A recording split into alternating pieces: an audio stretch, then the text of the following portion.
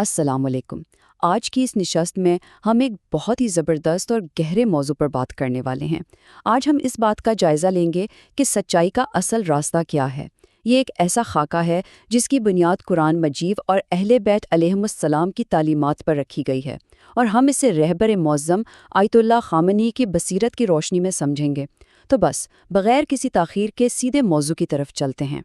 تو دیکھیں، یہ جو ماخذ ہمارے سامنے ہے نا، یہ ہمیں آیت اللہ خامنئی کی ان گہری باتوں تک لے جاتا ہے جو روحانی استقامت کے بارے میں ہیں۔ اور سب سے کمال کی بات یہ ہے کہ یہ کوئی پرانی صرف تاریخ کی کتابوں تک محدود نظریاتی باتیں نہیں ہیں، بلکہ آج کے اس دور میں جہاں ہر طرف ظلم اور طاقت کا زور ہے، یہ ہمیں سکھاتا ہے کہ ان کے سامنے ڈٹ کر کیسے کھڑا ہونا ہے۔ یعنی ایک طرح سے یہ ہمیں بتاتا ہے کہ اصل طاقت آخر آتی کہاں سے ہے۔ جلدی سے دیکھ لیتے ہیں کہ آج ہم کن چیزوں پر بات کریں گے۔ سب سے پہلے حدیث ثقلین، پھر مدد کے الہی وعدے، اس کے بعد مومن کی فراست، پھر حق اور باطل کا ٹکراؤ، اور آخر میں آج کے دور میں ایک عالم کی کیا ذمہ داری ہے۔ تو چلیں اپنے پہلے حصے سے شروع کرتے ہیں۔ ثقلین یعنی دو سب سے گراں قدر چیزیں۔ آپ نے حدیث ثقلین کا نام تو سنا ہی ہوگا۔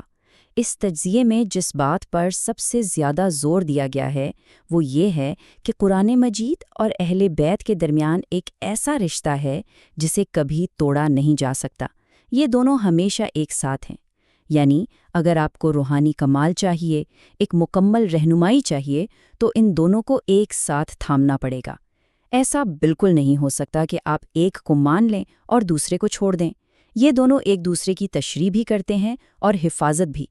اب آتے ہیں دوسرے حصے کی طرف، جو ہے مدد کے الہی وعدے۔ یہی وہ چیز ہے جو ہمیں استقامت دیتی ہے۔ ذرا سورہ البقرہ کی اس آیت پر غور کریں۔ پس تم مجھے یاد رکھو، میں تمہیں یاد رکھوں گا۔ کتنا خوبصورت وعدہ ہے۔ یہاں ایک باہمی تعلق کی بات ہو رہی ہے۔ آیت اللہ خامنئی واضح کرتے ہیں کہ اگر انسان مشکل ترین وقت میں، جب چاروں طرف اندھیرا ہو، خدا کو یاد رکھتا ہے تو خدا اسے کبھی اکیلا نہیں چھوڑتا۔ یہ وعدہ ایک انسان کو جو نفسیاتی اور روحانی طاقت دیتا ہے، اس کا آپ اندازہ بھی نہیں لگا سکتے۔ اور یہ والی آیت دیکھیں سورہ آل عمران کی۔ یہ تو مایوسی کے خلاف ایک زبردست ہتھیار ہے۔ اور نہ سستی کرو اور نہ غمگین ہو، اور تم ہی غالب رہو گے اگر تم سچے مومن ہو۔ جب بڑی بڑی طاقتوں کو دیکھ کر انسان گھبرا جاتا ہے نا، تو یہ الفاظ یاد دلاتے ہیں کہ مادی طاقتیں جتنی بھی بڑی کیوں نہ ہوں، سچا ایمان ہر چیز پر بھاری ہے۔ فتح آخرکار سچائی کی ہی ہوتی ہے۔ اب ذرا حضرت موسیٰ علیہ السلام کی اس تاریخی مثال کو سوچیں۔ سامنے بکھرا ہوا سمندر اور پیچھے فرعون کی ظالم فوج۔ بظاہر بچنے کا کوئی راستہ ہی نہیں تھا، لیکن اس وقت حضرت موسیٰ کا یقین کیا تھا؟ انہوں نے کہا، بے شک میرا رب میرے ساتھ ہے، وہ ضرور میری رہنمائی فرمائے گا۔ اور یہی وہ غیر متزلزل بھروسہ ہے جو ناممکن کو بھی ممکن بنا دیتا ہے۔ قرآن اور اہل بیت کا راستہ ہمیں بالکل یہی استقامت سکھاتا ہے۔ اور اسی یقین سے پیدا ہوتی ہے ہماری اگلی منزل، یعنی حصہ سوم، مومن کی فراست۔ ہمارے ماخذ میں ایک بڑی کمال کی حدیث بیان کی گئی ہے کہ مومن کی فراست سے ڈرو، کیونکہ وہ اللہ کے نور سے دیکھتا ہے۔ اب سوال یہ ہے کہ یہ فراست آخر ہے کیا؟ دیکھیں، یہ کوئی عام دنیاوی ذہانت نہیں ہے جس سے ہم حساب کتاب کرتے ہیں۔ یہ ایک خالص الہی بصیرت ہے۔ یہ وہ نور ہے جو صرف ان لوگوں کو ملتا ہے جو قرآن اور اہل بیت کی تعلیمات کو واقعی اپنے دل میں اتار لیتے ہیں۔ تو اس کا عملی فائدہ کیا ہے؟ آج کے اس دور میں جہاں میڈیا، پروپیگنڈا اور فریب کا ایک جال بچھا ہوا ہے، یہ روحانی بصیرت ہمیں بچاتی ہے۔ یہ ماخذ بتاتا ہے کہ جن کے پاس یہ الہی نور ہوتا ہے نا، وہ ان مغربی وہموں اور ظاہری چمک دمک کے دھوکے میں نہیں آتے۔ وہ پہچان لیتے ہیں کہ اس دکھاوے کی طاقت کے پیچھے اصل میں کتنی کھوکھلاہٹ ہے۔ یہی فراست معاشرے کو جھکنے سے بچاتی ہے۔ چوتھا حصہ۔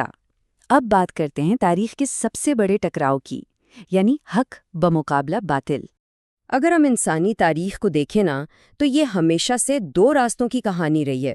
ایک طرف حق کا راستہ ہے، قرآن اور اہل بیت کا راستہ، جس میں عدل ہے، وقار ہے، خدا کی بندگی ہے، اور دوسری طرف باطل کا راستہ ہے، جو جبر اور جھوٹ کی بنیاد پر کھڑا ہے۔ اور دلچسپ بات یہ ہے کہ ان دونوں کے بیچ کوئی درمیانی راستہ نہیں ہے۔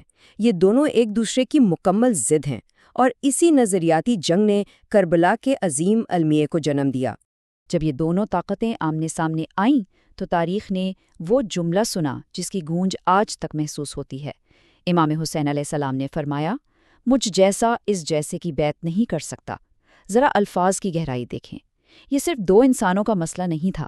ماخذ کے مطابق یہ حق کے پورے نظام کا باطل کے نظام کو مسترد کرنا تھا۔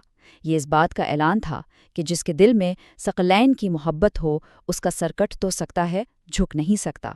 اور اسی انکار نے کربلا کا وہ بے مثال قیام رقم کیا۔ ظلم کے سامنے جھکنے سے مکمل انکار، اپنی جان، مال اور خاندان کی لازوال قربانی، لیکن ذلت کبھی قبول نہیں کی۔ اس سب کا مقصد کیا تھا؟ اسلامی اقدار کا دفاع۔ ہمارا آج کا یہ تجزیہ ہمیں یاد دلاتا ہے کہ یہ تعلیمات صرف کتابوں میں سجا کر رکھنے کے لیے نہیں ہے۔ جب وقت آتا ہے تو ان اقدار کے لیے عملی طور پر میدان میں کھڑا ہونا پڑتا ہے۔ اور یہاں سے ہم آتے ہیں اپنے 5ویں اور آخری حصے کی طرف، عالم کی ذمہ داری۔ اب یہاں ذرا رک کر سوچنے کی ضرورت ہے۔ کربلا اور یہ عظیم الہی اسباق، کیا یہ صرف تاریخ کا حصہ ہیں یا آج کے اس ماڈرن دور میں بھی ہماری کوئی ذمہ داری بنتی ہے؟ یقیناً بنتی ہے۔ یہ ماخذ واضح کرتا ہے کہ ان تعلیمات کا براہ راست تعلق بالکل آج کے حالات سے ہے، اور ہمیں یہ دیکھنا ہے کہ اہل ایمان کی کیا ذمہ داریاں ہیں۔ خاص طور پر اس ماخذ میں علماء کے کردار پر بڑی تفصیل سے بات کی گئی ہے۔ بتایا گیا ہے کہ آج کے دور میں مذہبی علماء کا کام صرف مدرسوں اور مسجدوں کے چار دیواری تک محدود نہیں ہے۔ امام خمینی اور شہید مطہری جیسی عظیم شخصیات نے یہی سکھایا کہ یہ بصیرت عام لوگوں تک پہنچانی ہے۔ عالمی سطح پر استکبار کی آنکھوں میں آنکھیں ڈال کر مقابلہ کرنا ہے، عوام کی درست رہنمائی کرنی ہے اور مکتب اہل بیت کو پوری دنیا میں متعارف کرانا ہے۔ تو خلاصہ کیا نکلا ہماری اس پوری گفتگو کا؟ اس ماخذ کا سب سے بنیادی نقطہ یہ ہے کہ ہماری کامیابی، ہماری بقا صرف اور صرف ایک ابدی رشتے سے جڑی ہے، اور وہ رشتہ کیا ہے؟ رہبر معظم کی رہنمائی میں قرآن اور اہل بیت کی تعلیمات کو مضبوطی سے تھامے رکھنا۔ بس یہی وہ واحد راستہ ہے، وہ مضبوط رسی ہے جو ہمیں اس دور کے طوفانوں سے سلامت نکال سکتی ہے۔ تو اس تجزیاتی نشست کے آخر میں ایک بہت ہی اہم سوال آپ کے سامنے چھوڑے جا رہا ہوں۔ آج کے اس دور میں جہاں ہر طرف پروپیگنڈا اور فریب کا شور ہے، قرآن اور اہل بیت کا یہ ناقابل علیحدگی رشتہ سچائی کی اگلی تحریک کو کیسے کھڑا کرے گا؟ یہ ایک ایسا سوال ہے جو ہم سب کو اپنے اندر جھانکنے اور اپنی ذمہ داریوں کو سمجھنے کی دعوت دیتا ہے۔ امید ہے آج کی اس نشست نے آپ کو ضرور کچھ نیا سوچنے پر مجبور کیا ہوگا۔